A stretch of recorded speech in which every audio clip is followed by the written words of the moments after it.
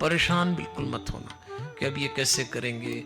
Gita press के पीछे अदृश्य रूप से परमात्मा चलते हैं। तो हम किसी साहित्य को नहीं, हम तो सीधे परमात्मा को ही सौंप रहे हैं बच्चों के हाथ में, और बच्चों का जीवन धन्य होगा। मैं आपसे आग्रह करूंगा, हर शनिवार और सुभारती टीवी चैनल पे गीता प्रेस के सोशल मीडिया पे आएगा, कुछ जीवन की बातें करेंगे, क्योंकि खोज है सत्य और शांति की। हमारे हनुमान। जय श्री कृष्ण। हर शनिवार रात्रि 9 से 10 बजे तक केवल सुभारती चैनल पर।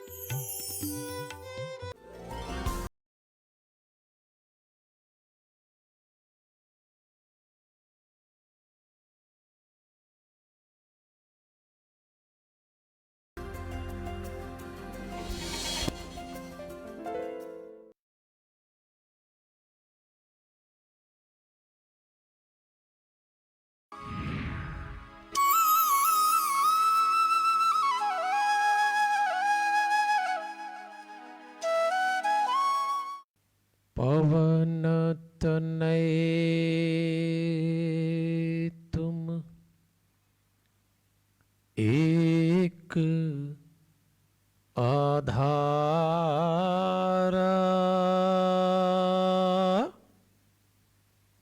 कथा कहूँ मैं मति अनुसारा।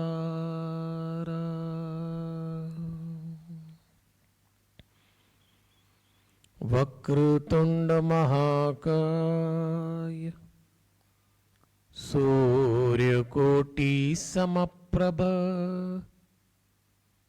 निर्विघ्नं कुरु मे देव शुभ कार्येषु शुभ सर्वदा।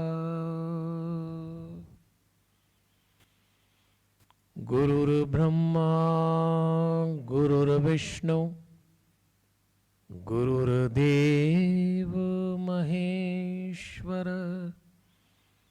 गुरुर्साक्षात् परब्रह्म तस्मै श्री गुरुवे नमः। परमपिता परमेश्वर की बड़ी अनुग्रह भरी दृष्टि है और भगवान की असीम अनुकंपा है कि आज हम सब लोग एक पावन अनुष्ठान खोज सत्य और शांति के आधार और माध्यम गीता प्रेस का साहित्य, इस अनुष्ठान के आज दूसरे सोपान पर हैं डिजिटल माध्यम से। मैं बोल रहा हूं विश्व के पहले हनुमान चालीसा के ध्यान केंद्र शांतम उज्जैन से, यहीं रहता हूं। इस दिव्य प्रांगण में परमात्मा के प्रत्येक स्वरूप को नमन करते हुए देवलोकवासी स्वामी नारायण देव तीर्थ जी, स्वामी सत्यमित्रानंद गिरी जी, मां प्रेमा पांडुरंग जी का पावन स्मरण करते हुए जूना पीठाधीश्वर आचार्य महामंडलेश्वर स्वामी अवधेशानंद गिरी जी को वंदन करते हुए श्री रविशंकर महाराज रावतपुरा सरकार को नमन, परमधाम पधारे हुए पूज्य पिताजी वल्लभदास जी को वंदन और आप सबके भीतर बैठे हुए दिव्यात्मा को सादर प्रणाम करते हुए हम बात कर रहे हैं गीता प्रेस जैसी संस्था। मैं तो कहूँगा ये संस्था भी नहीं है, ये पूरी तरह से संस्कार, सभ्यता, धर्म, इसका शब्दावतार है। 98 साल हो गए, 15 भाषाओं में 72 करोड़ से अधिक पुस्तकें, है अद्भुत, चमत्कारी, कुछ लोगों के लिए अविश्वसनीय भी, लेकिन ये सच है। और इस साहित्य को हम लोग प्रयास कर रहे हैं कि हमारी नई पीढ़ी के जीवन में उतर जाए उसके पीछे मंशा ये नहीं है कि गीता प्रेस का प्रचार करना है। मंशा ये है कि नव जीवन को, हमारे आने वाले समय को दिव्य बनाएं, सत्य के निकट ले जाएं और शांति में डुबो दें। 1923 में जब पहली बार गीता प्रेस ने अपना अनुष्ठान आरंभ किया, देश गुलाम था। हमें फिरंगेजियों आजादी मिल गई, अंग्रेजों से हमने अपना देश ले लिया, स्वतंत्रता हासिल कर ली, लेकिन गुलामी नहीं गई। पहले हम अंग्रेजों के गुलाम थे, अब हम अपने गुलाम हैं। हमारे दुर्गुण हम पर राज कर रहे हैं, और जब तक दुर्गुण राज कर रहे हैं, न हम सत्य को जान पाएंगे, न ही हम शांति में उतर पाएंगे। अब सवाल ये उठता है कि ये आयोजन क्यों किया जा रहा है? इसलिए कि आने वाले समय में दो बातें बहुत महत्वपूर्ण होंगी, एक सत्य, दूसरा शांति। सत्य का अर्थ है हम कौन है ये जान लेना, ये सबसे बड़ा सत्य है। अपनी आत्मा पर टिक जाना सबसे बड़ा सत्य है। तो जितना हम इस बात को जान लेंगे कि हम शरीर, मन और आत्मा से बने हैं, उतना हम सत्य के निकट हैं। और चाहे कितना ही संघर्ष करें, परिश्रम करें, शांत रहिए, आने वाले 15-20 साल में ये दो बातें बड़ी कठिन हो जाएंगी। और इसीलिए अभी से प्रयास किया जा रहा है कि हमारे बच्चों के हाथों में, हमारी युवा पीढ़ी के जीवन में गीता प्रेस का साहित्य सिर्फ इसलिए दिया जाए, पहुंचाया जाए कि उन्हें सत्य, शांति की जो आवश्यकता होगी उसकी पूर्ति अभी से हो जाए। और चूंकि ये बहुत बड़ा विषय है तो इस पर हमको बोलना है, तो हमने इस विषय को 7 भाग में, हरिओम, 4 भाग में बांट दिया। सतयुग, त्रेता युग, द्वापर और कलयुग, ऐसे इसके 4 भाग कर दिए। और मैं पिछली बार भी जब शनिवार को लोकार्पण में आपसे मिला था, तब भी मैंने कहा था कि हमारे 4 जीवन हैं। तो सतयुग यानी हमारा निजी जीवन, पर्सनल लाइफ। त्रेता युग यानी हमारी फैमिली लाइफ। द्वापर युग जिसमें महाभारत का काल है, हम उसका अध्ययन करेंगे, वो हमारी सामाजिक, हमारी राष्ट्रीय जीवन की स्थिति होगी। और कलयुग हमारी प्रोफेशनल लाइफ। ये 4 भाग में हमारा जीवन बटा हुआ है। और गीता प्रेस का जो बृहद साहित्य है, उसको हमने समेट के 4 हिस्से में लाकर आपको सौंपने का प्रयास किया। वैसे भी आजकल ये शॉर्ट, क्विक और परफेक्ट का जमाना है, तो उसी तरीके से इसकी तैयारी की है कि जब हम सतयुग में पर्सनल, निजी जीवन की बात करेंगे, आज से व्याख्यान श्रृंखला एक तरह से शुरू हुए। पिछला तो लोकार्पण था, तो आज 31 जुलाई को शनिवार मैं आपको सतयुग की बात करूंगा। फिर जब अगले शनिवार मिलेंगे तो त्रेता, उसके अगले शनिवार द्वापर, उसके अगले शनिवार कलयुग, और उससे जुड़ा जीवन लेंगे और उससे जुड़े साहित्य लेंगे। हर बार आपको याद दिलाता रहूंगा, चिंता करने की कोई बात नहीं है। तो इस बार हमारा युग है सतयुग, जीवन है पर्सनल लाइफ। और निजी जीवन में जो सूत्र होता है वो होता है पवित्रता। आपका निजी जीवन जितना पवित्र होगा, परमात्मा उतनी जल्दी आपके पास आ जाएगा। और इसीलिए आज हम जिस साहित्य की चर्चा करेंगे उसको संसार वेद, उपनिषद और पुराण के नाम से जानता है, जिनका बड़ा सुंदर प्रकाशन, बड़ी सुंदर टीकाएं, बड़ी सुंदर व्याख्याएं गीता प्रेस के साहित्य में हुई है। तो दिमाग में रखिएगा, सतयुग, निजी जीवन की पवित्रता और ये 3 मोटे मोटे साहित्य, इस पर आज चर्चा करने वाले हैं। चर्चा तो क्या, मैं तो आपको सौंपने वाला हूं। और पिछली बार आपको याद हो मैंने कहा था कि 2-3-5 का एक फार्मूला भी लेके चलेंगे। हम 2 ऋषियों को फोकस करते हुए चलेंगे, वाल्मीकि जी और व्यास जी। फिर जब हम 3 की बात करेंगे तो हम 3 अवतारों को विशेष रूप से फोकस करेंगे, श्री राम, श्री कृष्ण और हनुमान जी। और 5 कर 2-3-5 के फार्मूले में 5 मतलब पंचदेव हो जाएंगे हमारे, गणेश जी, दुर्गा जी, विष्णु जी, सूर्य जी और शिव जी। और ये 5 प्रकृति के पंच तत्व का प्रतीक है। तो इस तरह से गीता प्रेस के इतना विशाल जो साहित्य संसार है, शब्द संसार है, इसको समेट के आपको सेगमेंटाइज करके दे रहे हैं। उद्देश्य फिर दोहरा दूं, उद्देश्य गीता प्रेस का प्रचार करना नहीं है। उद्देश्य भारत के आने वाले समय में आने वाली पीढ़ी को, हमारे बच्चों के जीवन में सत्य और शांति उतरे। उद्देश्य ये है, माध्यम गीता प्रेस का साहित्य है।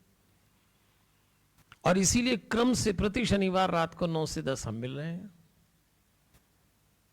तो चलिए फिर दोहरा देता हूं, सतयुग, त्रेता, द्वापर, कलयुग। और आज का विषय सतयुग है। बात करते हैं वेद की। वेद से आरंभ करते हैं। अब एक सवाल सबके मन में होता है कि ये जो लिटरेचर है, चाहे वो वेद हो, उपनिषद हो, पुराण हो, ये करते क्या हैं, कैसे इफेक्टिव होंगे, इनकी क्या यूटिलिटी है। आपको एक कहानी सुनाता हूं, मुझे बहुत अच्छी लगती है और मुझे सुनने वालों ने कई बार मेरे मुंह से सुनी होगी, पर आज सुनाने का मन है। ध्यान से सुनिए मित्रों, और मेरी इस बात को आगे बढ़ाते जाइएगा। एक गडरिया था, भेड़ चराने वाला।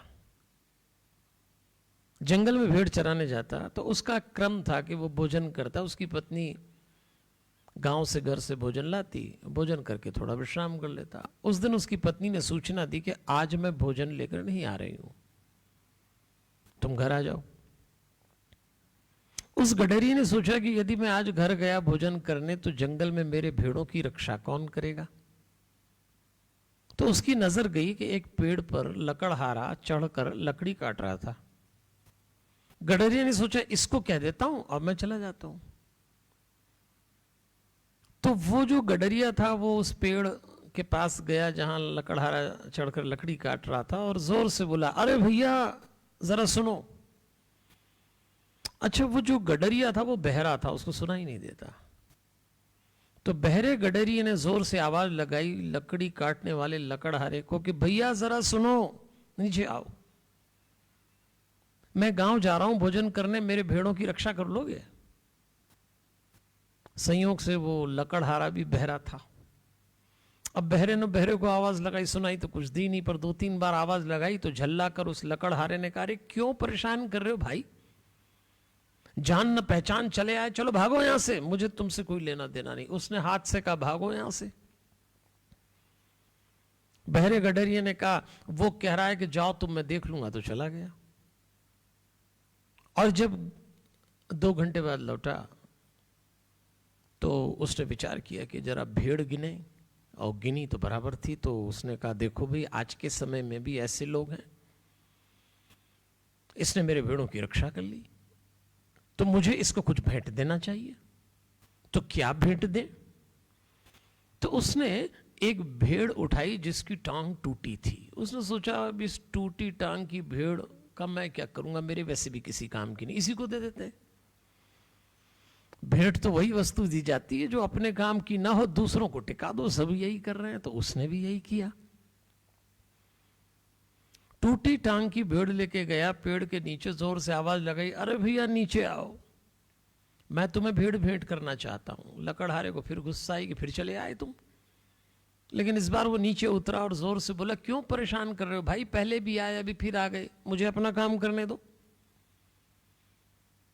तो बहरे गडीरे ने कहा कि नहीं, तुमने मेरे भेड़ों की रक्षा की तो मैं ये तुम्हें भेड़ भेंट करना चाहता हूं। टूटी टांग की भेड़ जैसी उठा के दिखाई, इस बार तो गुस्सा आ गया।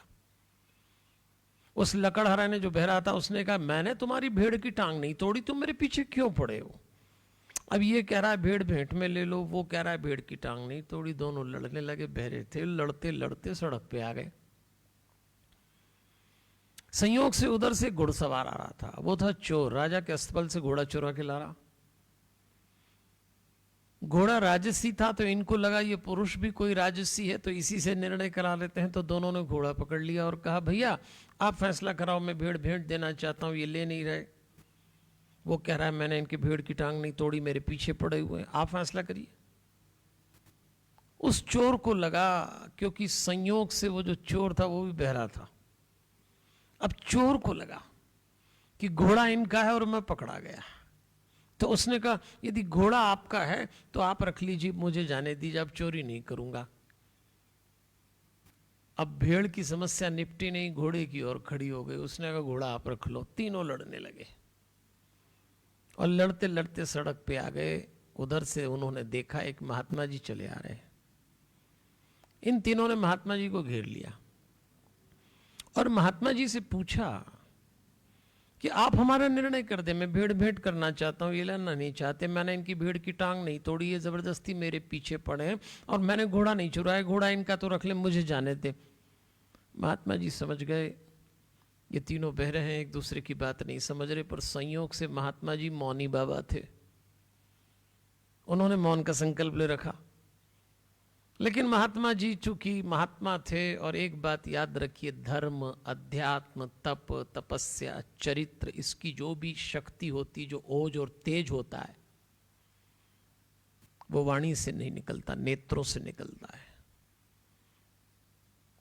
वाणी में तो आप कोई भी पाखंड लाके जादू कर सकते हैं, लेकिन नेत्र बोलते हैं। किसी साधु संत महात्मा की आंख में आंख डालकर देखना पड़े तो सावधानी रखिएगा। उस महात्मा ने उस गडरिये को देखा, वो चुपचाप भेड़ लेके चला गया। लकड़हारे की आंख में आंख डाली, तेज इतना था कि लकड़हारा पेड़ पे चढ़ गया, घोड़सवार अपनी जगह भाग गया और महात्मा जी चले गए। कहानी खत्म हो गई। लेकिन हमारे काम की कहानी अब शुरू होती है। ये जो गीता प्रेस का साहित्य है, ये उस महात्मा की तरह है जिसके प्रत्येक शब्द में ओज है, तेज है। आज उन तीन व्यक्तियों की तरह हमारे जीवन की भी तीन व्यवस्थाएं उलझ गई हैं। हमारा राष्ट्रीय जीवन, हमारी प्रोफेशनल लाइफ, हमारी फैमिली लाइफ उलझ गई है। महात्मा का होने का मतलब निजी लाइफ जागरूक हो जाए। एक बार हमारी निजी लाइफ जागरूक हो जाए, जागृत हो जाए, होश में आ जाए, तो एक नजर पड़ेगी महात्मा की तरह और तीनों अपने अपने काम पे लग जाएंगे।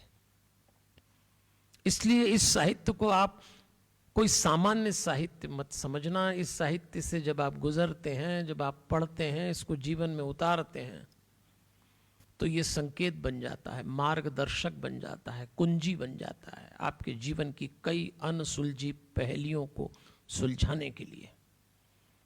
ऐसा साहित्य है गीता प्रेस का। तो आइए, आज हम विचार कर रहे हैं सतयुग की, और उसमें जो हमने लिटरेचर टच किया है, जिस साहित्य को स्पर्श किया है, पहले उसमें बात करते हैं वेद की। वेद के लिए मनु ने कहा है, वेदो अरिवलो धर्म मूलम। वेद धर्म का मूल है, ऐसा मनु महाराज कहते हैं। जरा ध्यान से सुनिए, वेद पुस्तक है ना, भारत की तो पहचान ही वेद है। वेद का शाब्दिक अर्थ है ज्ञान, विद्या। और 4 वेद हमारे यहां बने हुए हैं। ब्रह्मा जी ने अपने मस्तिष्क में जो ज्ञान रखा और जो ज्ञान वितरित किया, तो व्यास जी ने उसको 4 भाग में बांट दिया। ऋग्वेद, यजुर्वेद, सामवेद, अथर्ववेद। विषय विस्तार है, हम काम की बात संक्षेप में कर रहे हैं। जो विद्वान हैं, जो शोधार्थी हैं, जो चिंतक हैं, मनीषी हैं, वो गहराई में जाएंगे। अभी हम अपने काम की बात करते हैं कि हमारे जीवन में वेद क्या दे सकते हैं। फिर वेद में संहिताएं हैं, वेद में शाखाएं हैं। आपने बहुत सुना होगा वेदों के बारे में, आपने पढ़ा होगा। Max Muller east India company के कर्मचारी थे, जर्मन वासी थे, पर ब्रिटिश नागरिकता थी तो आए थे। बड़े विद्वान वेदों के ज्ञाता हैं। वो भी कहा करते थे कि भारत का वैभव वेद है। इस दुनिया में परमात्मा ने, प्रकृति ने जो जो भी सुंदर बातें जहां कहीं भी दुनिया में वितरित की हैं, उनमें से एक वेद है जो भारत में वितरित हुई है। मैक्स मुलर कहते थे। आपको याद दिला रहा हूं मैं, वैसे याद तो होगा, ना हो तो मैं दिला रहा हूं कि दुनिया में ग्रामोफोन का जब आविष्कार हुआ तो उसमें जो सबसे पहला उच्चारण किया गया वो मैक्स मूलर ने किया था वेद मंत्र का। ये छोटी बात नहीं है, विचार करिए। विज्ञान ने अपने ग्रामोफोन के आविष्कार में जो पहला स्पर्श लिया था वो वेद मंत्र का था। तो आसान बात है, पहली आवाज भी मैक्स मूलर की थी। तो मूल्यवान है। क्या दिया है ऋषि मुनियों ने हमको, आप सोच भी नहीं सकते। स्वामी दयानंद सरस्वती बिल्कुल सही कहते हैं कि सत्य की विद्याओं का अगर कहीं संग्रह हुआ है और कोई ऐसी दिव्य पुस्तक है तो वेद है। आपको संक्षेप में पढ़ने का अवसर मिले तो जरूर वेद से जुड़िए। और गीता प्रेस ने तो बहुत सुंदर ढंग से सब कुछ प्रकाशित किया है। और विषय है खोज सत्य और शांति की। तो यदि आप सत्य और शांति की खोज करना चाहें तो सबसे पहले बात सतयुग की हो रही है, जीवन है, पर्सनल लाइफ, तो वेद से जुड़िए, वेद से। इसका संपादन, इसमें जो कुछ भी आगे बढ़ता गया वो ऋषि की देन थी। हमारी भारतीय संस्कृति में एक चरित्र है ऋषि, बड़ा प्यारा चरित्र। देखिए, ऋषि शब्द के 4 अर्थ होते हैं: गति, श्रुति, सत्य और तपस। ऋषि शब्द के 4 अर्थ हैं। गति, गतिशील है। ऋषि सदैव गतिशील होता है, आज यहां कल वहां, सबकी हितकारी के लिए, सबके लिए। और सच बात है, आप जब वेद से गुजरेंगे तो आपके भीतर का ऋषि जाग जाएगा।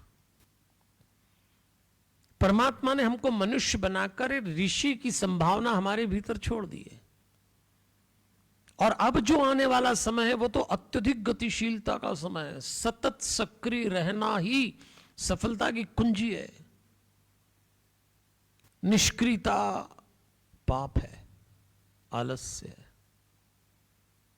तो ऋषि शब्द का पहला अर्थ है गतिशील होना। दूसरा श्रुति, सुन सुनकर ज्ञान प्राप्त करिए, जहां से ज्ञान मिले लेते चलिए।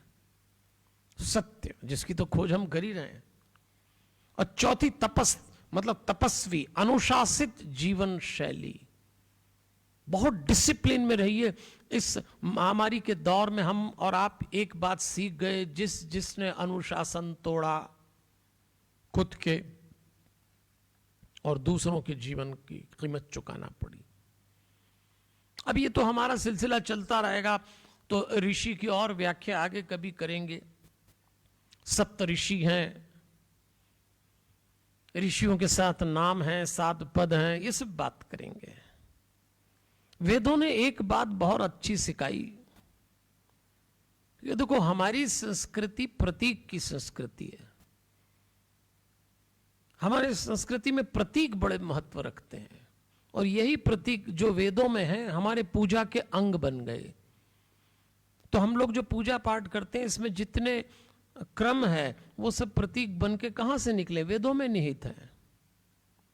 प्रतीक मतलब अंग्रेजी में सिंबॉलिक।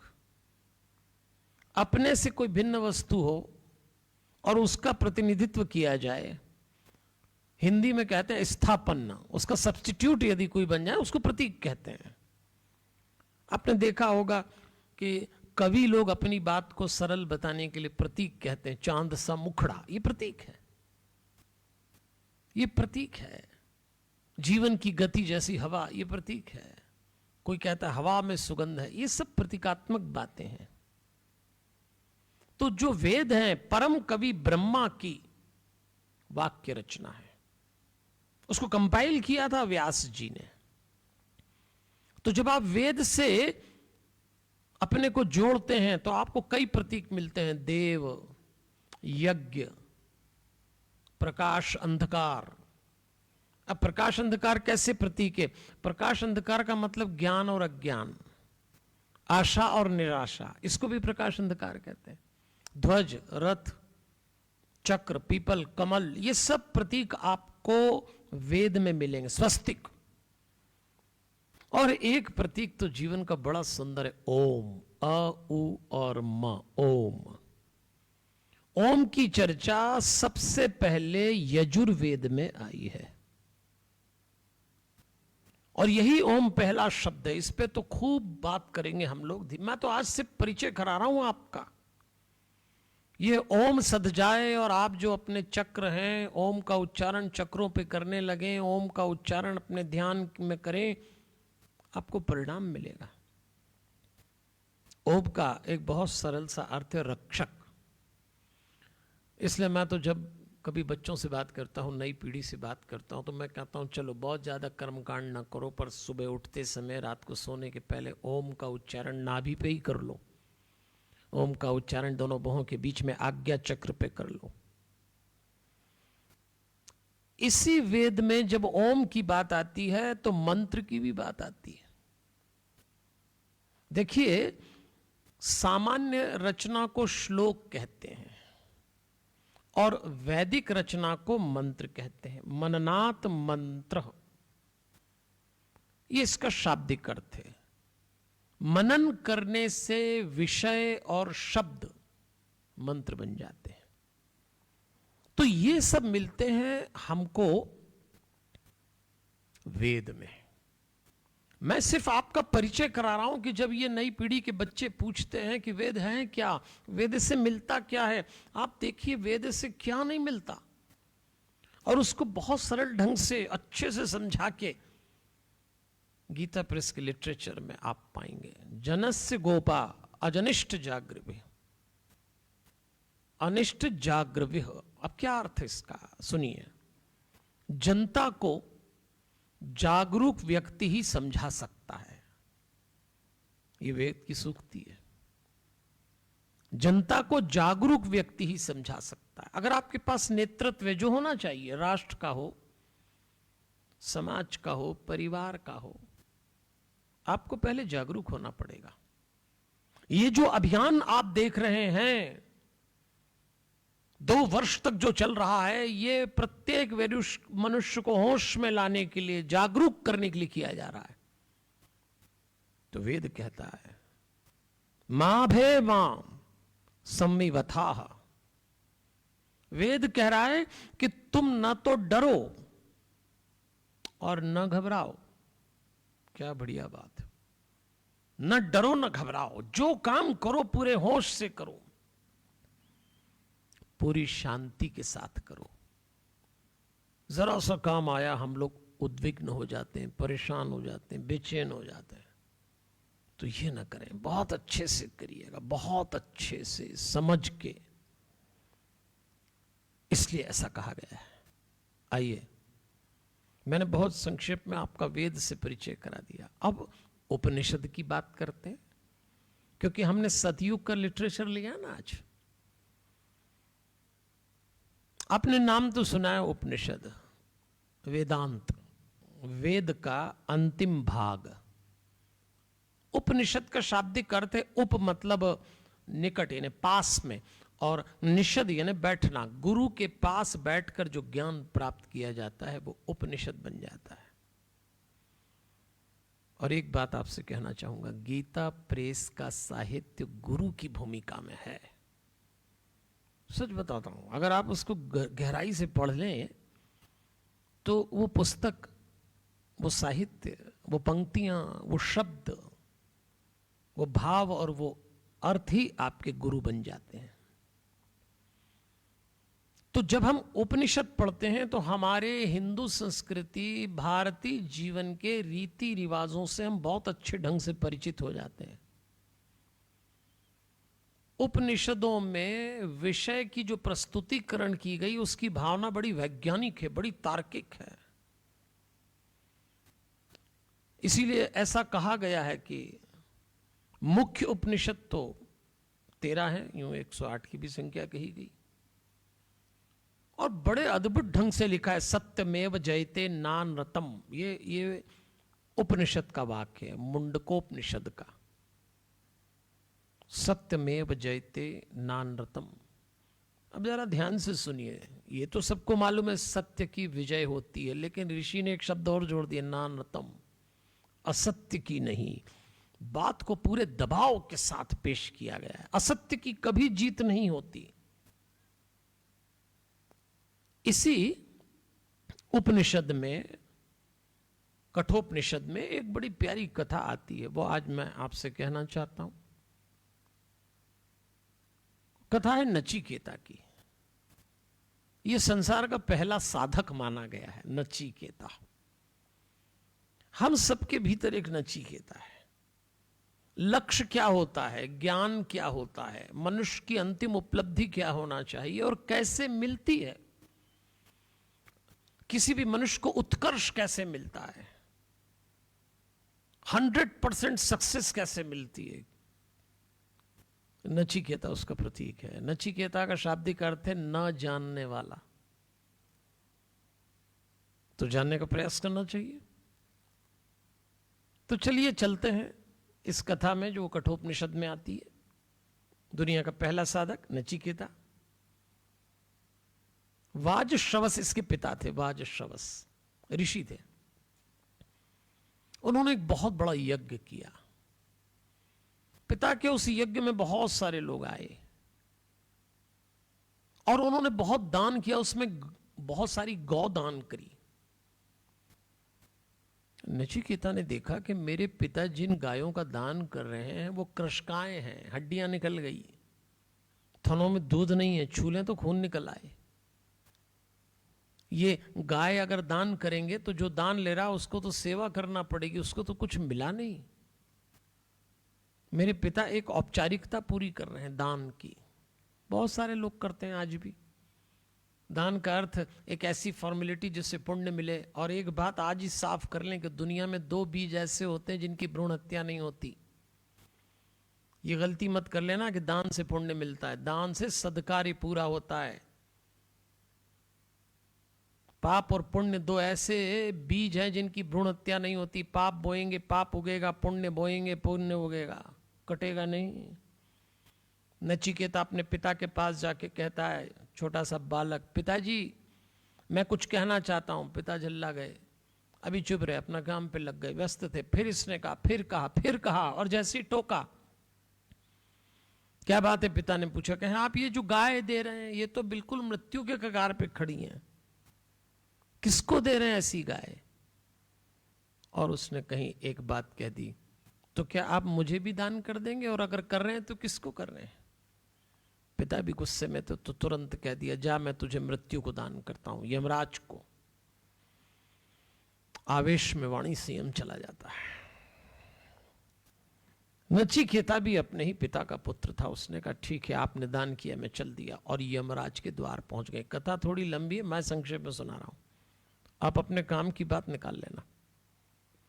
हम बैठे इसीलिए, ये जो विचार श्रृंखला अब हमारी चलने वाली है, इसमें अपने अपने हिस्से का आसमान चुराने की जिम्मेदारी आपकी। मैं संक्षेप में कोशिश करूंगा आपको काम की बात मिले। यमराज कहीं बाहर गए, 3 दिन तक तपस्या करता रहा, प्रतीक्षा करता रहा। 3 दिन और 3 रात बीत गई। यमराज को पता लगा। यमराज ने कहा, अरे ब्राह्मण पुत्र प्रतीक्षा करता रहा। यमराज ने सोचा, चलो पहले तो इसकी तपस्या देख के इसको वरदान देते हैं, क्या मांगता है। तूने 3 दिन 3 रात प्रतीक्षा की, मैं तुझे 3 वर देता हूं, मांग क्या मांगता है। तो नचिकेता ने पहला वर मांगा, मेरे पिता का चित्त शांत हो जाए, मेरे पिता अपने क्रोध को जीत लें। क्या बढ़िया बात मांगी है।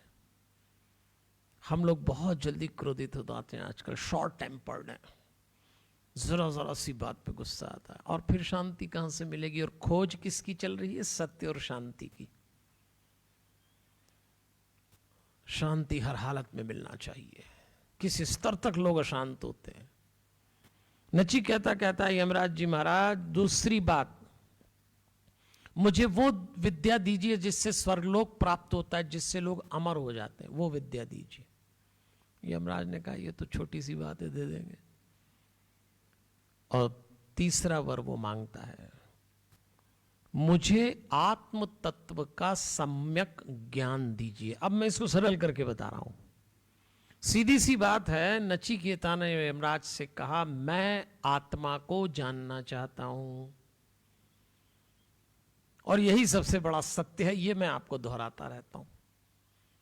हम आत्मा हैं, अभी इस शरीर में है, जिसको नाम दिया है समाज ने, माता पिता ने, वंश ने, जाति ने, धर्म ने। स्त्री का शरीर, पुरुष का शरीर, लेकिन आप अभी इस शरीर में, आप आत्मा हैं। और यही जान लेना सबसे बड़ा सत्य है। और जितना अपनी आत्मा के निकट है, पर्सनल लाइफ उसी को कहते हैं। निजी जीवन में आप अपनी आत्मा का स्पर्श करते हैं, और जो आत्मा पे टिका है वही शांत है। पक्की बात मान लो आप। अभी यमराज ने कहा ये तो बड़ी लंबी बात हो गई भाई, आत्मा को जानने के लिए जो ज्ञान देना पड़ता है उसमें तो बड़ी ताकत लगेगी, पर ये भी अड़ गया। तो यमराज ने नचिकेता को वो ज्ञान दिया, और वही ज्ञान जो मैं आपको उपनिषद की कथा के रूप में सुना रहा हूं, वेद, उपनिषद, पुराण, इस सब में यही ज्ञान है। आप अपनी आत्मा के सत्य को जान लें, और जिस दिन आपके पास ये ज्ञान आता है, मित्रों, देवियों और सज्जनों, जिस दिन आप वेद से, उपनिषद से, पुराण से जुड़ते हैं, खुद से जुड़ जाएंगे। और जिस दिन आप अपनी आत्मा को स्पर्श कर लेते हैं, फिर आप भी ताल ठोक के कह सकते हैं, कीचड़ उनके पास था, मेरे हाथ गुलाल। ये टफ टाइम है, ये जीवन का कठिन समय है। चारों तरफ एक आग सी लगी हुई है,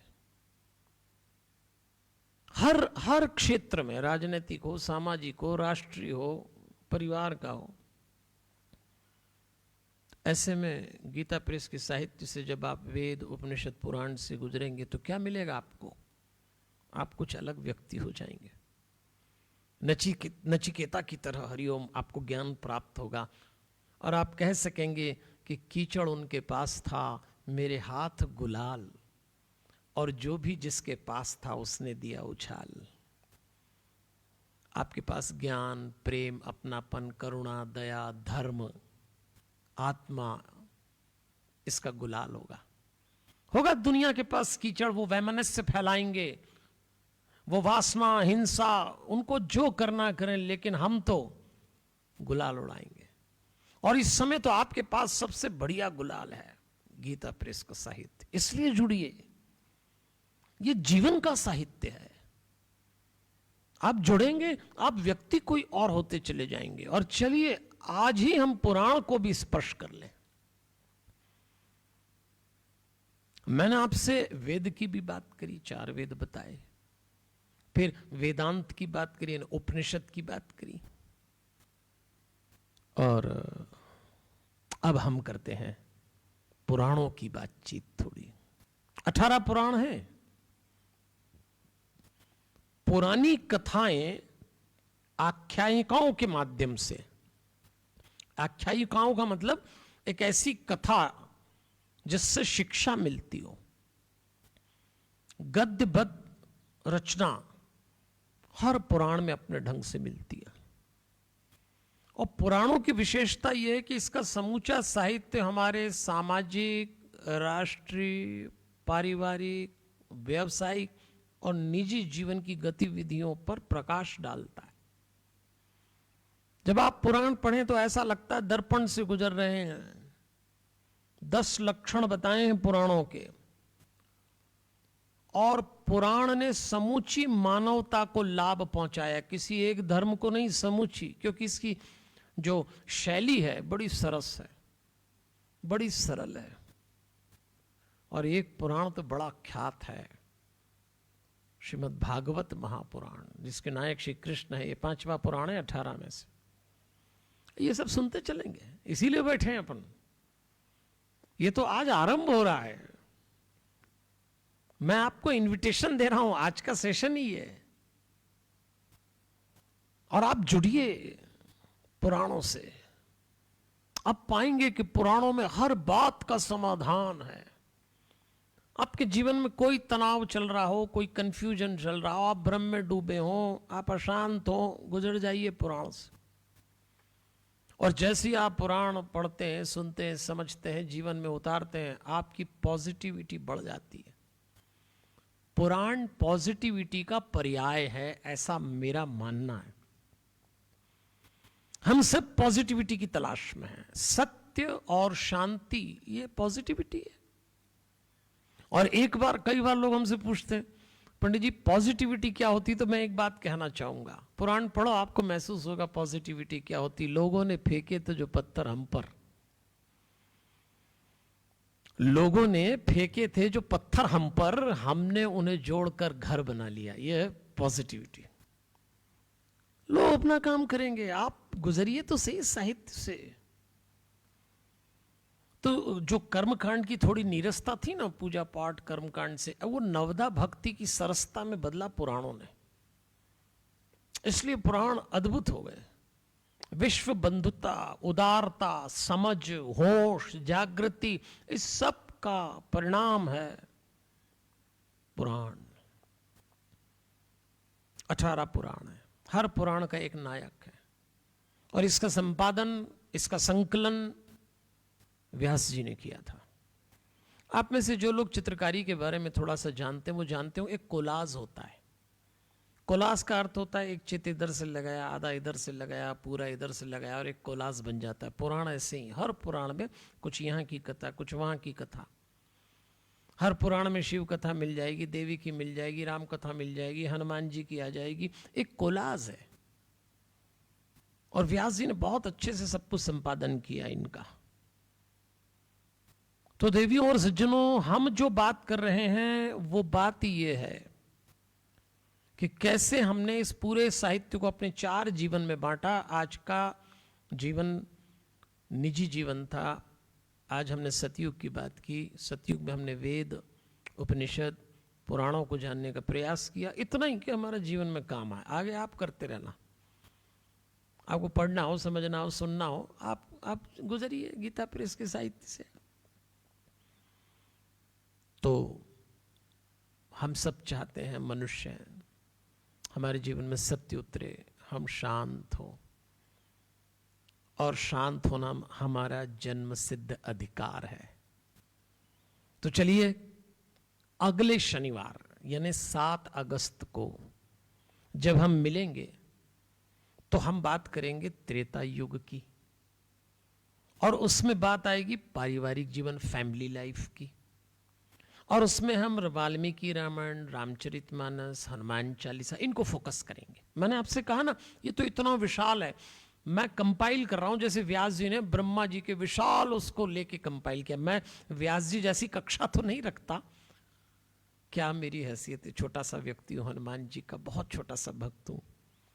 उनकी आज्ञा है तो प्रयास कर रहे हैं बात पहुंच जाए सब तक, आप तक ठीक से आपके जीवन में उतर जाए। तो मैं तैयार रहूंगा, आप भी तैयार रहिएगा।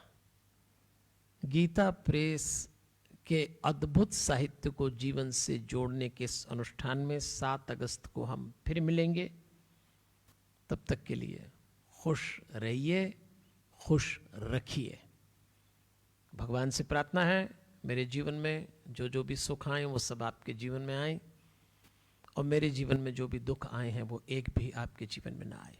हमारे हनुमान, जय श्री कृष्ण।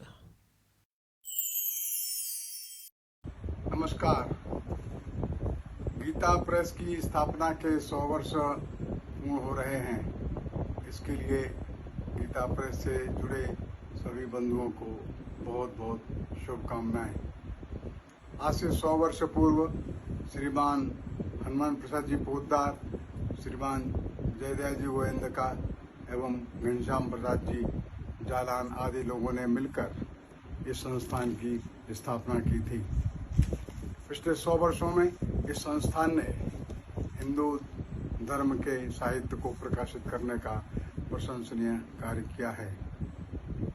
हिंदू धर्म साहित्य से संबंधित पुस्तकों को कम मूल्य पर और अच्छे मुद्रण के साथ अशुद्धियां रहित प्रकाशित करके इस संस्थान ने अनुकरणीय एवं प्रशंसनीय कार्य किया है। शास्त्रों को प्रामाणिक ढंग से प्रकाशित किया गया है और कम मूल्य के साथ करोड़ों हिंदू परिवारों में इसको पहुंचाया है। गीता प्रेस ने गीता, रामचरितमानस, उपनिषद तथा अन्य धार्मिक ग्रंथों को प्रकाशित किया।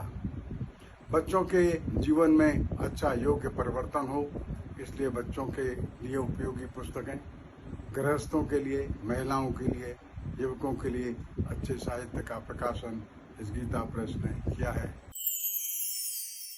गीता जी की जो बात है सब सात्विक मैनेजमेंट की, सफलता की और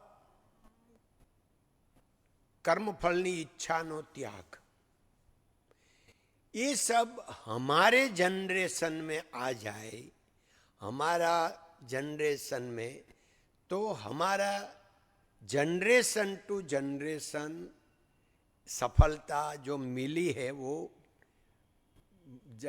जनरेशन टू जनरेशन लंबा चले, 5-10 जनरेशन, 5, 10, 15, 100 साल, 1000 साल चले, ऐसा हमारा सोच है कि इसलिए हम ये गीता प्रेस के साथ इसलिए जुड़े हैं कि मैं अभी 70 साल का हो गया।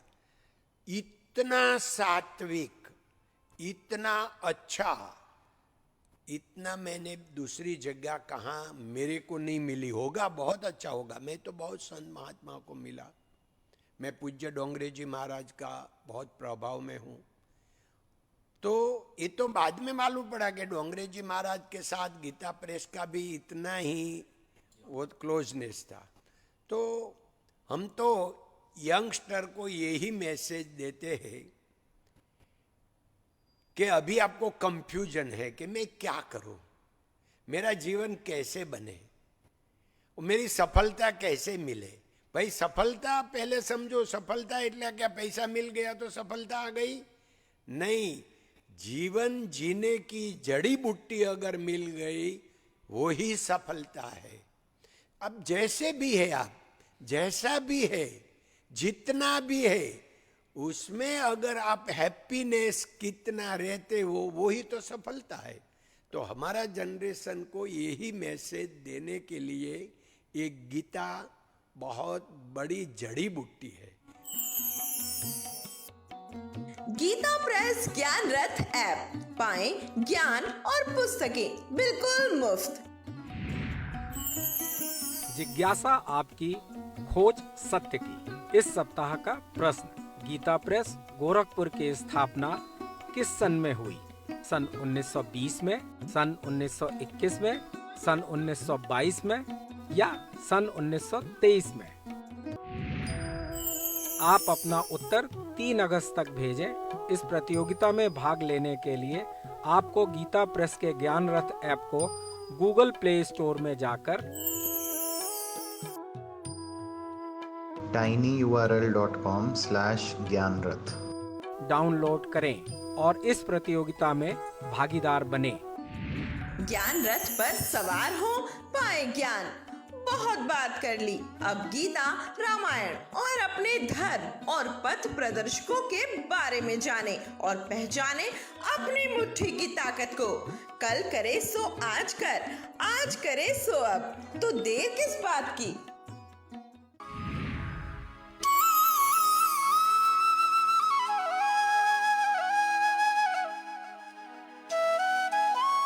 प्रायोजक हैं डॉक्टर ऑर्थो वैदिक ऑयल एवं कैप्सूल, जोड़ों के दर्द की बेजोड़ दवा।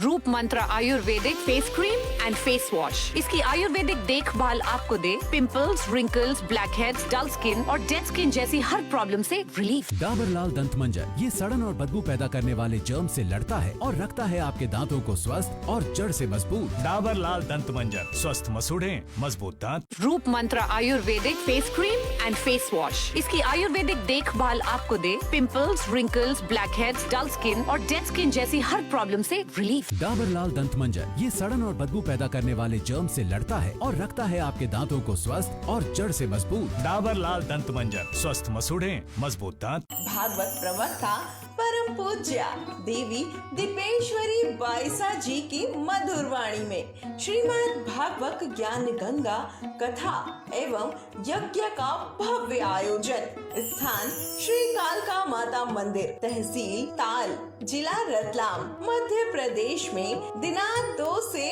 8 अगस्त 2021 दोपहर 12 बजे से सायं 3 बजे तक आप लोग भी इस पावन पुनीत विराट महायज्ञ में पहुंचकर पुण्य के भागीदार बने। हर कोई चाहता है कि उसकी स्किन हो सुंदर, कोमल और ब्राइट, तो फिर कोई भी साधारण सी कॉस्मेटिक क्रीम क्यों? अपनाइए 12 खास आयुर्वेदिक जड़ी बूटियों से बनी रूप मंत्र आयुर्वेदिक फेस क्रीम, ताकि फेस रहे ब्राइट और स्किन भी हो टाइट। रूप मंत्र आयुर्वेदिक face cream and face wash, ये कोई कॉस्मेटिक नहीं, आयुर्वेदिक औषधि है।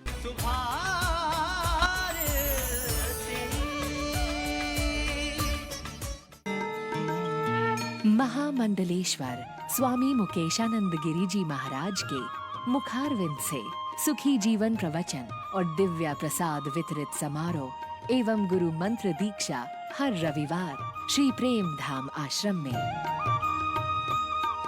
कार्यक्रम गुरु मंत्र दीक्षा प्रातः 11:30 बजे, सुखी जीवन प्रवचन 12:30 बजे।